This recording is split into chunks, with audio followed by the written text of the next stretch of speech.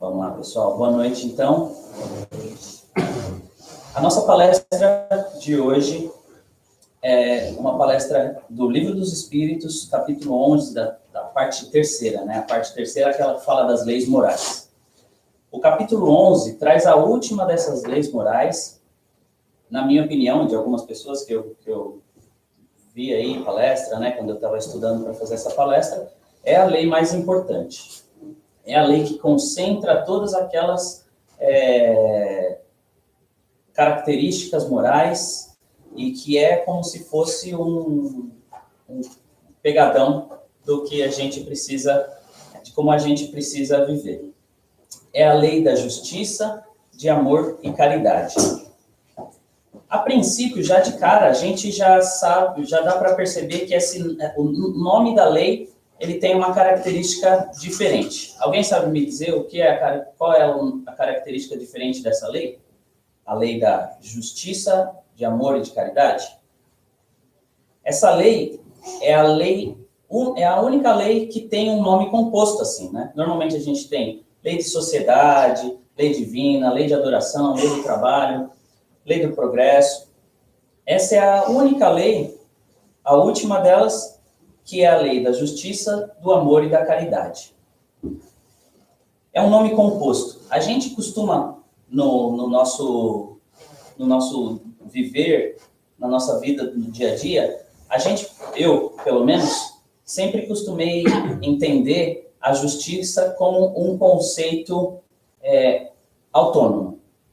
Ou seja, se você faz justiça, você está fazendo a coisa certa. Se você está agindo de acordo com a justiça, você está fazendo a coisa certa. Isso não foi surpresa para mim quando eu descobri que eu estava errado, né? Porque ainda tenho bastante para aprender. Mas o que acontece? Só a justiça, ela não é suficiente. E a gente vai entender um pouquinho por quê. Ela é uma lei, essa lei de justiça, de amor e de caridade, ela é uma lei bastante complexa, mas que ela eu diria, complexa no sentido de ter bastante conteúdo para a gente falar sobre ela, cheia de nuances, mas ao mesmo tempo, quando você ouve falar sobre ela, é muito fácil de entender, porque os conceitos são muito simples, não tem segredo, não tem nenhuma coisa de outro mundo acontecendo aqui. Então, esses conceitos da lei de justiça, amor e caridade, eles são conceitos que se entrelaçam e a gente vai ver com mais detalhes o que acontece aqui, né? Eles não podem ser separados. Bom, a minha palestra de hoje, estudando para ela, eu vi outras palestras e, em especial, uma palestra que o Haroldo Dutra Dias fez lá na Flórida, que foi uma palestra muito, muito boa mesmo. E eu tive que assistir a palestra dele umas 5, 6 vezes para entender por completo. Se é que eu já entendi ela inteira, né? E o Haroldo, ele diz na palestra dele que ele é especialista em hebreu também. Ele traduz o hebraico para o português, né?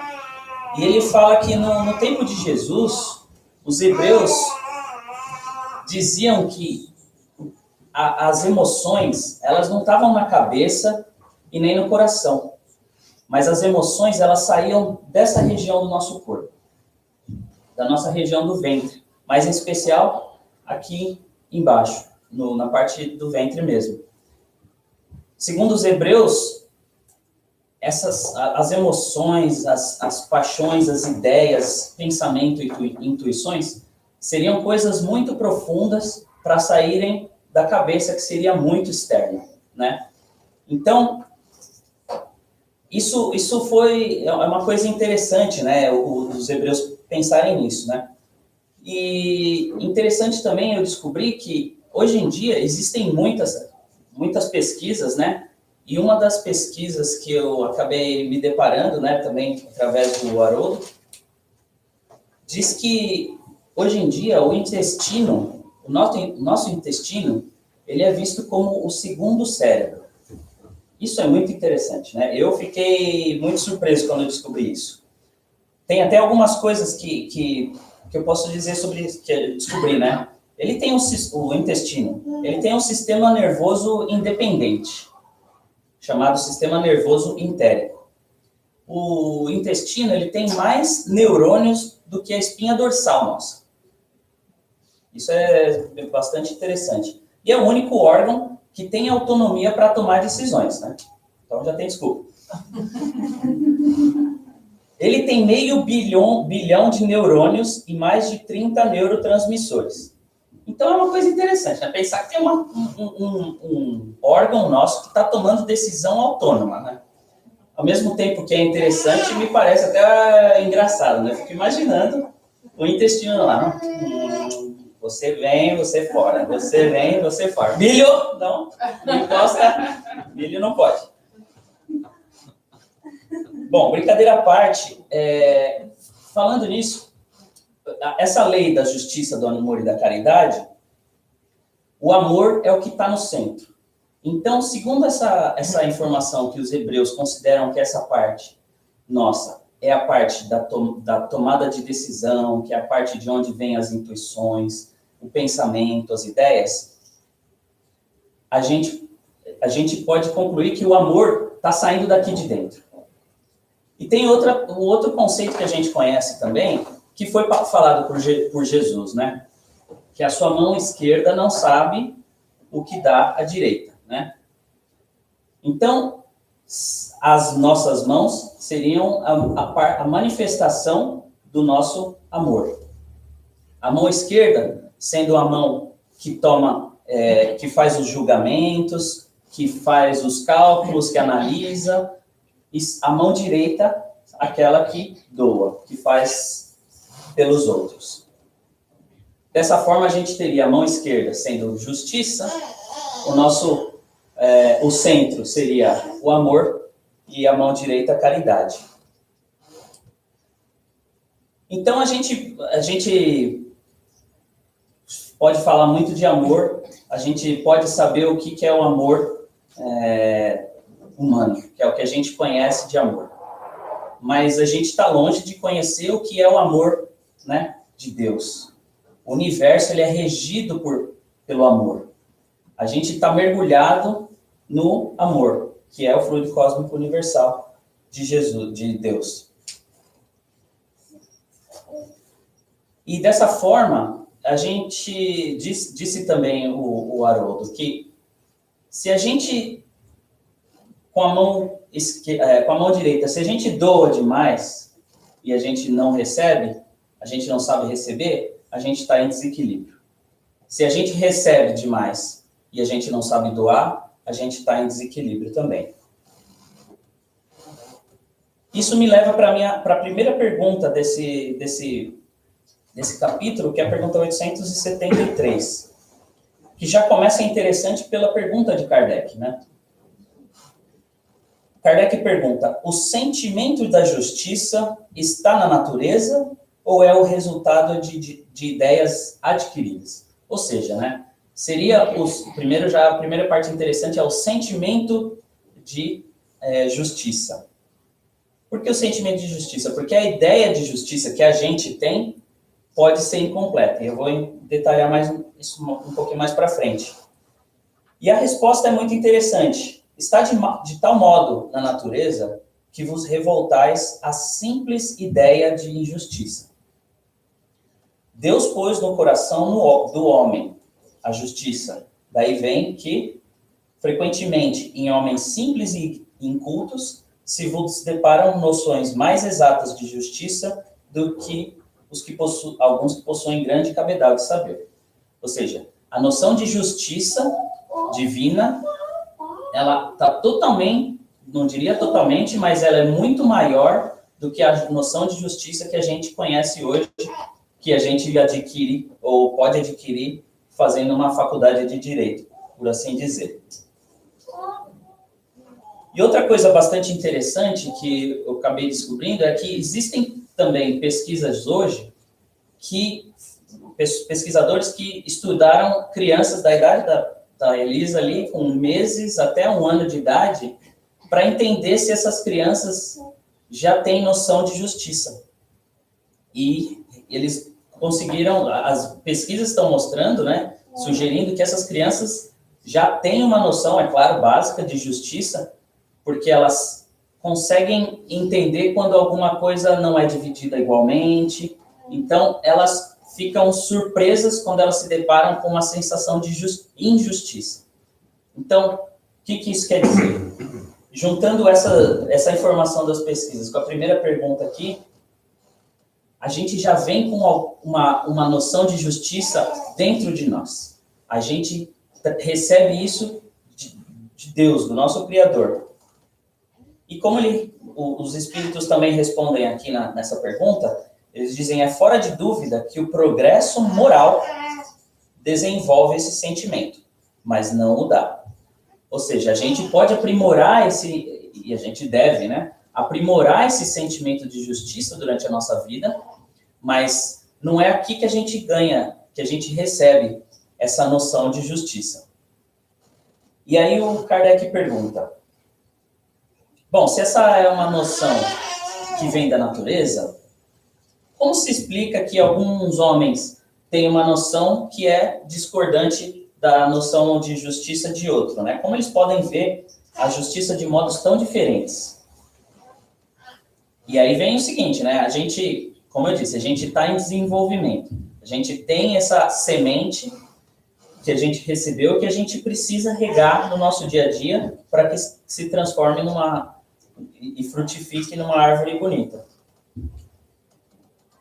Mas, devido ao nosso estágio evolutivo, no nosso dia a dia, a gente se depara com as nossas paixões, né? que é comum, ou diria, esperado de um povo do nosso grau evolutivo, de um mundo de provas e expiações. É natural que tenha espíritos encarnados em mundos de provas e expiações que tenham ainda muitas paixões, como nós temos. Então, as nossas paixões começam a interferir no nosso sentimento e na nossa ideia de justiça. É por isso que, em muitos casos, a gente acaba desviando o nosso conceito de justiça, fazendo que a gente veja as coisas por um prisma falso. A gente está vendo aquelas situações por uma ótica particular nossa, que é característica da nossa vivência e do nosso grau evolutivo. Então tá, se a gente sabe que a gente recebeu esse sentimento de justiça, que não é dessa vida, a gente trouxe da espiritualidade, do nosso Criador, e a gente sabe que pessoas diferentes podem ter noções diferentes de justiça, o que fazer? Como a gente se guiar? Qual é a nossa bússola, né? Então, o Kardec pergunta, como se pode definir a justiça? E disseram os espíritos, a justiça consiste em cada um respeitar os direitos dos demais. Então, se eu respeitar o seu direito, você respeitar o meu direito, a gente vai estar fazendo justiça. Só que ainda tem mais um problema. O que é o direito de cada um? Segundo a ótica humana, né? Porque a gente é humano, a gente ainda não conhece a justiça divina. Tem outro, eu não sei se vocês sabem, mas o Haroldo Dutra Dias, ele é um juiz. Então ele sabe falar assim, pelo menos da justiça dos humanos, né? Bastante bem. E o Dineu de Paula, que é outro palestrante espírita, também um juiz, ele definiu a justiça como a arte de dar a cada um o que é seu. Que é legal até que a gente se depara com o mesmo problema, né? O que é de cada um? Por exemplo, esse conceito de justiça e direitos, no nosso mundo dos seres humanos, ele evolui com o tempo, não é um conceito absoluto. Por exemplo, se a gente voltar no tempo da escravidão, o que era direito de um escravo? Quase nada, né? Não tão distante, não tanto tempo atrás, as próprias mulheres na sociedade tinham direitos muito menores do que tem hoje. Muitas vezes tinham que ter permissão do marido, eventualmente não tinham autonomia como tinham os homens, né? Então, esse conceito de justiça e direitos, a gente, como um povo em evolução, vai aprimorando, a passos de tartaruga, né?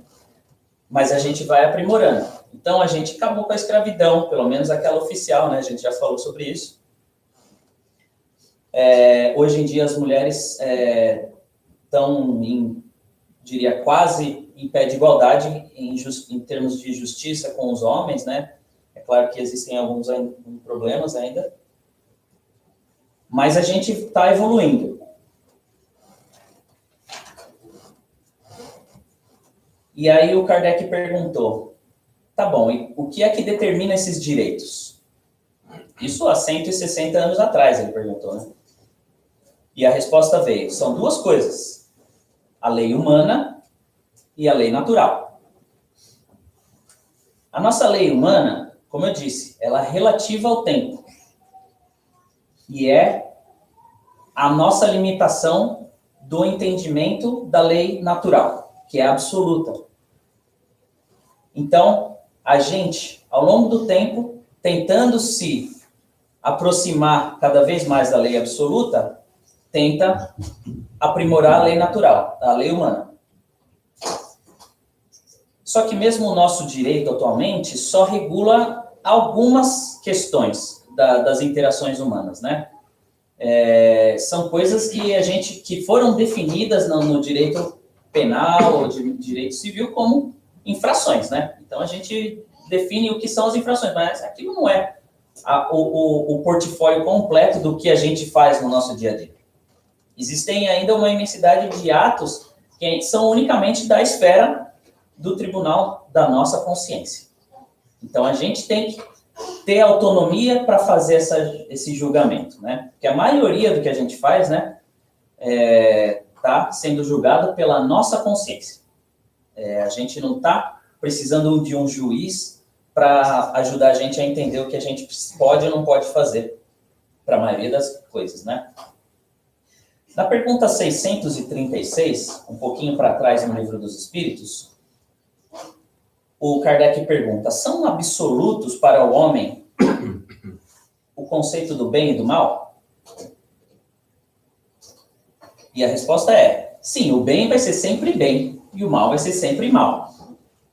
A diferença se dá no grau de responsabilidade de cada um de nós, que é aquela coisa que a gente sempre fala, né? Quanto mais você conhece, maior é a cobrança sobre você. Que isso não seja uma desculpa para a gente deixar de conhecer, porque senão a gente atrasa o nosso desenvolvimento. Mas quanto maior é o nosso conhecimento das leis divinas, maior é esperado que a gente haja de acordo com essas leis divinas. E na pergunta 918 também, do Livro dos Espíritos, falando sobre o homem de bem, os Espíritos dizem que o homem de bem sacrifica os seus interesses em prol da justiça. Ou seja, em muitos casos a gente confunde a justiça com o que é bom para mim, né? O que é justo é sempre bom para mim? Não.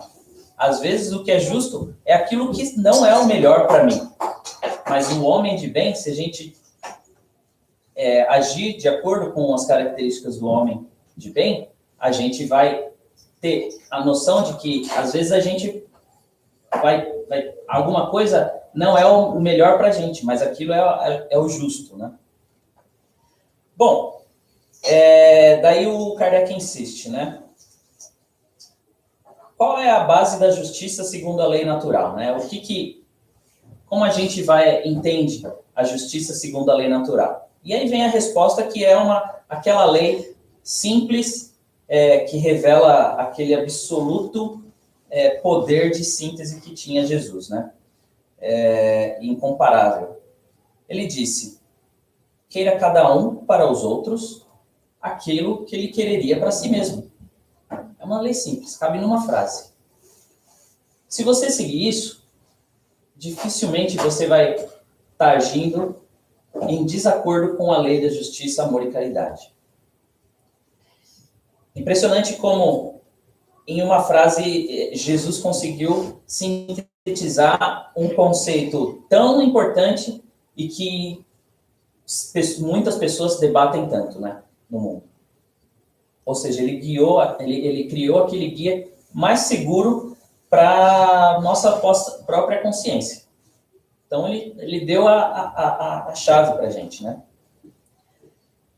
E aí, quando eu li isso daqui, até me lembrou da lei da avó, que também tinha um poder de síntese impressionante. Ela falava, o teu direito termina onde começa do outro, que é mais ou menos a mesma coisa, né?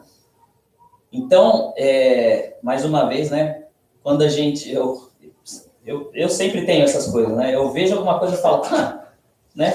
Ou minha mãe me falava isso daqui muito, minha avó falava isso, né? Meu pai. Então, é muito interessante. Então, Jesus, com essa lei, ele garantiu que, como ninguém quer o mal, o próprio mal para si, seguindo essa lei, ou essa recomendação, ele garantiu que você não vai querer o mal para outras pessoas. E então, sendo isso, Jesus criou uma lei que torna o direito pessoal por base do direito do próximo, né? Então, você não vai querer mais do que o outro ou prejudicar o outro. Na justiça humana, existem 3 pilares, como foi bastante consagrado na Revolução Francesa, principalmente, né? Que são a liberdade, a igualdade e a fraternidade. Então, só o conceito da justiça, que é 1/3 dessa lei, justiça, amor e caridade, tem 3 características. E a gente, para seguir essas 3 características, nem sempre a gente segue, eu diria, né? Eu não vou dizer que é difícil, porque a minha função aqui não é dizer que é difícil, é dizer que é fácil, ou que a gente deve fazer isso. Mas mesmo assim a gente se perde e acaba se confundindo no nosso dia a dia, violentando a liberdade, violentando a igualdade ou a fraternidade. E o Haroldo Dutra Dias, nessa palestra que ele fez também com muita maestria, ele falou, se você tem muita liberdade, você tem opressão. Uma pessoa oprimindo a outra, ou seja, você não pode deixar que todas as pessoas fazerem o que quiserem. Se você tem pouca liberdade, você tem escravidão. Se você tem pouca igualdade, acontecem injustiças, né? Se você tem muita igualdade, você criou um exército sem espaço para a diversidade. Se tem muita fraternidade, você não deixa espaço para o esforço pessoal. Se você quer fazer tudo para o próximo, você não deixa o espaço para que ele consiga fazer as coisas por conta própria. E se você tem pouca fraternidade, é o mundo que a gente vive hoje.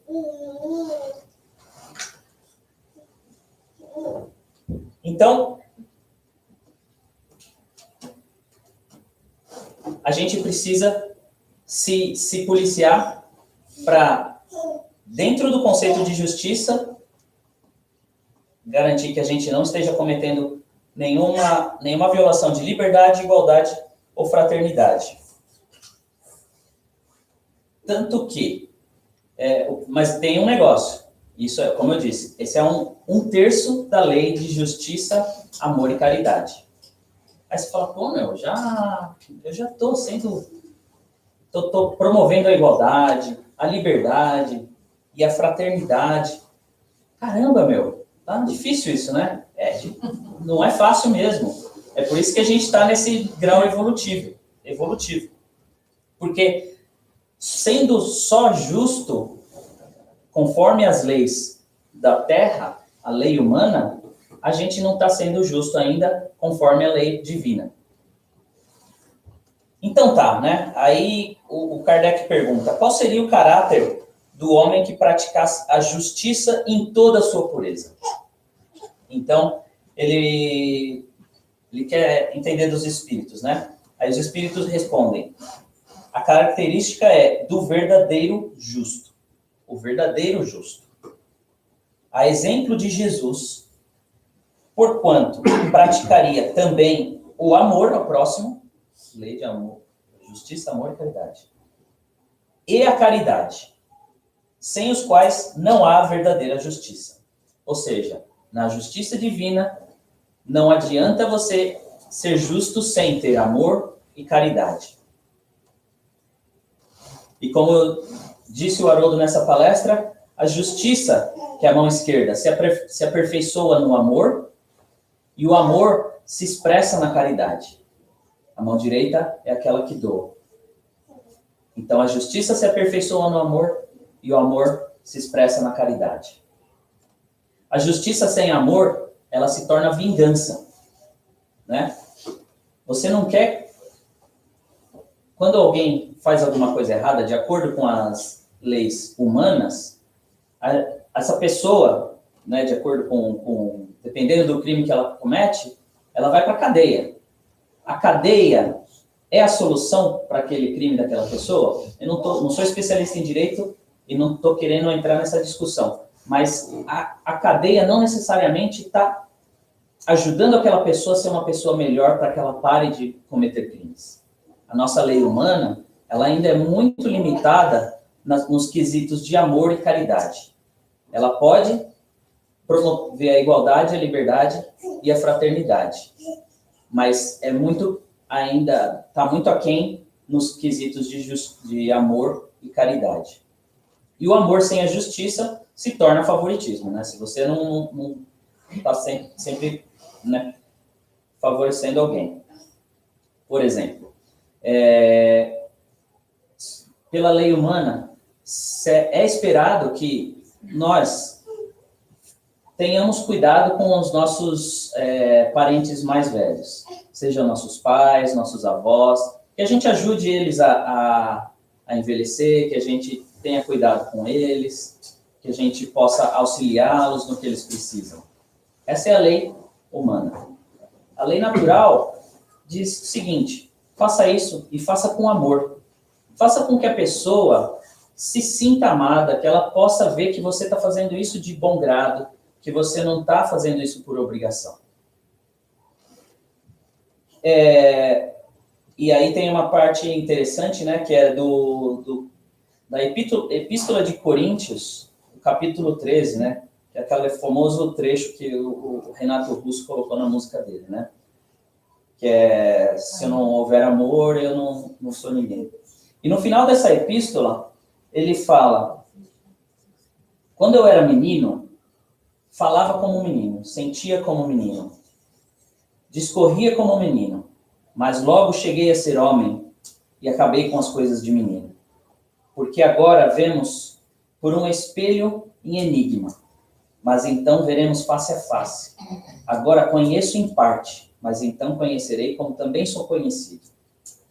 Agora, pois, permanecem a fé, a esperança e o amor. Esses três, mas o maior destes é o amor. Ou seja, o amor é o que rege a justiça e a caridade e faz nesses dois a sua expressão. Porém, a gente ainda, em termos do amor, da justiça e da caridade, né, desse conceito divino, ainda é criança. Nós somos criança, a gente ainda não tem o entendimento completo do que é ser justo, amar e fazer caridade. Tudo com todos, né? Mas conforme a gente evolui, a gente vai passando de criança ou menino, como ele diz aqui, para um grau mais evoluído, para que a gente possa entender e, mais do que isso, aplicar essas leis. E aí eu vou falar um pouquinho também do direito de propriedade e roubo, que também é o segundo item desse capítulo. Isso tudo que eu falei foi sobre justiça. A parte de amor e caridade ainda é mais para frente, vai dar uma próxima palestra.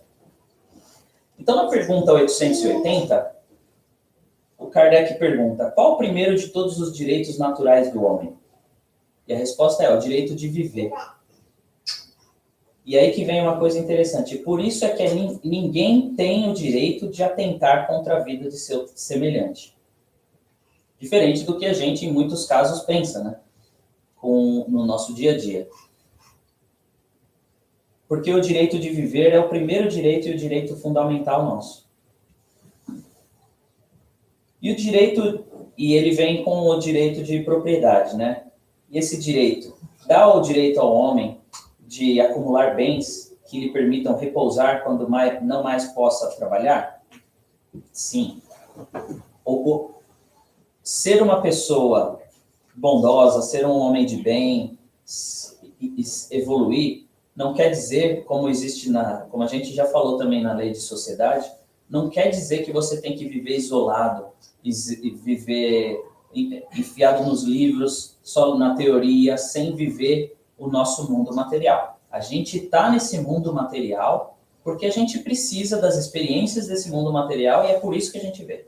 A gente veio aqui para passar por essa experiência do mundo material e com essas experiências a gente dá a melhor resposta que a gente pode, dessa forma evoluindo. Então ele diz, sim, mas ele deve fazê-lo em família, por meio de um trabalho honesto.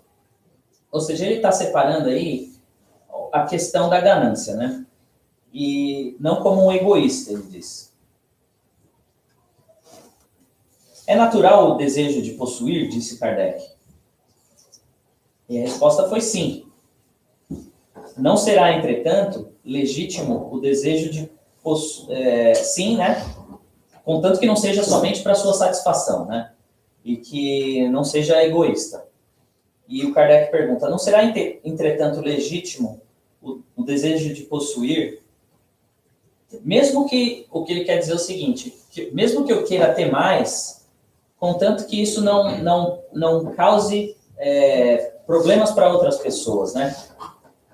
Como ele diz aqui, uma vez que aquele que tem de que viver a ninguém é pesado, e a resposta vem, há homens insaciáveis, que acumulam bens sem utilidade para ninguém, ou apenas para saciar as suas paixões. Ou seja, como disse a Beth na palestra dela uma vez, né? A intenção é que conta muito, né? Existem pessoas que criaram impérios, mas ajudam muito, dão emprego para muitas pessoas, colocam aquele recurso, aquele dinheiro para trabalhar, para gerar empregos, para ajudar pessoas e assim por diante. Então, o conceito não é tão simples, se pode ou não pode ter. Depende do que você, ou nós, né, querem fazer com isso, né? Por que você quer ter mais e mais? Qual o caráter da legítima propriedade? E dizem os espíritos, né, que a propriedade legítima só é aquela que foi adquirida sem prejuízo de outros. Isso me faz lembrar de uma coisa que disse o Haroldo também. Tem um filósofo alemão chamado Immanuel Kant. E ele tinha uma teoria de justiça que ele quis resumir numa lei se você quisesse saber se aquilo que você está fazendo é justo ou não é justo. Então ele falou assim, analisa aquilo que você está fazendo. Primeiro, né, as 3 coisas da lei humana, né? Igualdade, fraternidade e liberdade.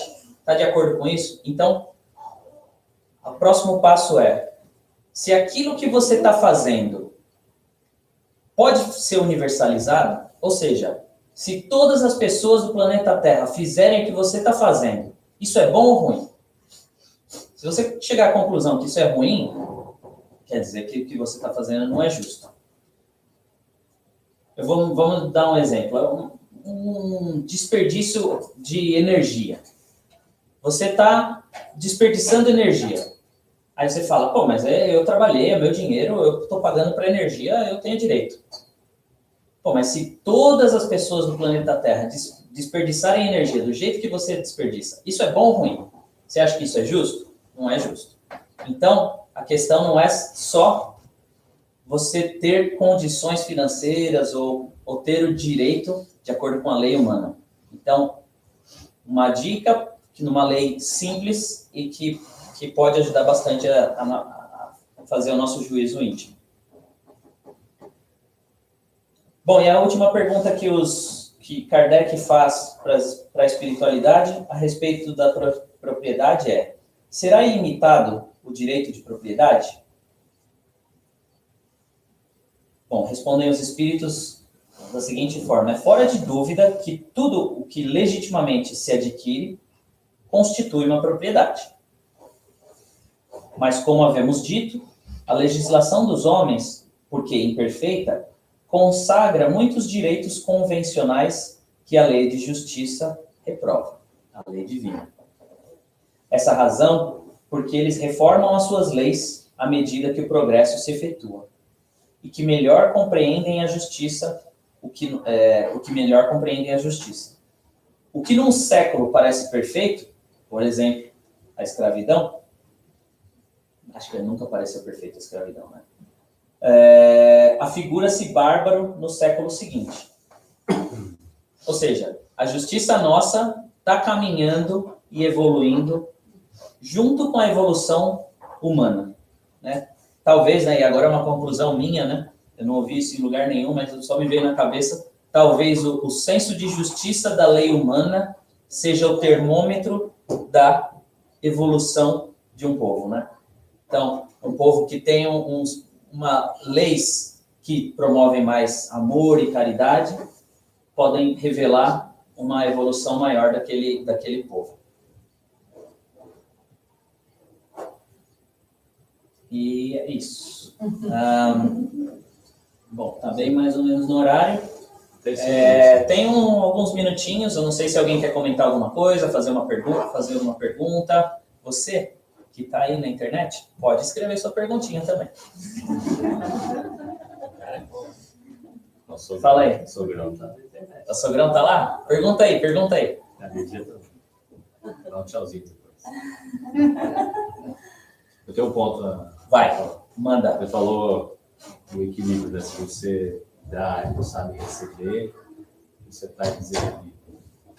É interessante a gente levar isso do ponto de vista do seguinte: a gente não deve dar e esperar receber da mesma fonte, né? Porque muitas vezes a fonte que recebeu não tem como retribuir. Eu acho que isso é um balanço muito mais universal. Você dá porque você já recebeu muito, né? Você tem quando você tem aquele sentimento de caridade de fazer algo por alguém, é porque talvez você já recebeu tanto, e você só está retribuindo uma parte, né? Como gratidão por aquilo. Então, esse dar e receber em equilíbrio, eu acho que a gente tem que olhar nesse ponto de vista mais geral, não do ponto de vista quando a gente fala, pô, eu fiz tudo para você e você nunca me ajudou. Talvez aquela pessoa que você fez um monte por ela não tenha condição de retribuir, mas você está passando para ela aquilo que você também não consegue retribuir para quem te deu. E nós recebemos muito de Deus. Então. Exatamente. E isso é muito interessante. O comentário do Rodrigo, eu só vou repetir, talvez o pessoal não tenha ouvido, é que a gente não pode fazer algo para alguém esperando receber, né? Dar e receber da mesma pessoa necessariamente. A gente não pode fazer algo esperando algo em troca. Porque muitas vezes essa pessoa não pode fazer algo em troca para a gente e não está certo a gente esperar. O que me leva a lembrar de um outro conceito interessante, né? Que a gente, no nosso grau evolutivo ainda, costuma confundir muito caridade com doação de bens materiais, né? Caridade, e é bem engraçado que o Haroldo Dutra Dias fala na palestra dele, ele fala, não, caridade, já sei, é 1 quilo de fubá, né? Então, o pessoal fala, pô, não é só isso. É claro que isso ajuda, né? Para quem tem fome, o alimento ajuda. Para quem tem frio, um agasalho ajuda. Mas, de longe, isso não é a totalidade da caridade, né? Como a gente ainda vai falar um pouquinho mais para frente, o conceito de caridade, assim como o conceito da justiça, ele tem 3 pilares também, né? Benevolência para com todos. Eu não sei se eu vou lembrar os 3 agora. Perdão indulgência para com o defeito, com as imperfeições alheias, benevolência para com todos e perdão das ofensas. Então, nenhum dos três aqui necessariamente falou de material. Ou seja, eu acredito que nos nossos relacionamentos do dia a dia, a gente tem muito mais oportunidade de fazer caridade de forma não material do que de forma material, né? A justiça, ela caminha junto com a vingança? Não, então, isso foi um conceito interessante que foi o Dineu de Paula que falou, né? Ele fala, a justiça humana, ela é falha, como eu já disse. Ela é incompleta, porque ela não incorpora os conceitos de amor e caridade. Sendo assim, justiça sem amor é a vingança. Porque você está pouco ou nem nada preocupado com aquela pessoa que falhou. Você simplesmente quer dar o troco para aquela pessoa, sem pensar no que é bom para ela também. A justiça, ela não pode pender para um lado ou para outro. Eu sei que quem comete a falha já não está na melhor posição de negociar, digamos assim. Mas a gente tem que entender e compreender que as pessoas cometem erros, como a gente comete erro, muitos erros ainda, sem querer cometer um erro. Pessoas cometem erros todos os dias inadvertidamente, alguns maiores, outros menores. Ou seja, a vingança seria a justiça na forma humana, sem amor e sem caridade, no meu entendimento.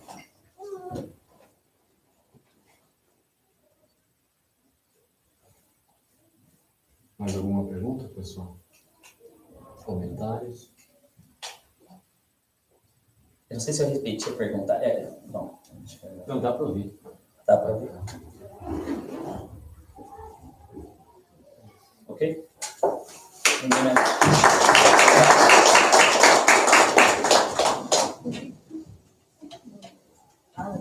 Então continua no próximo mês?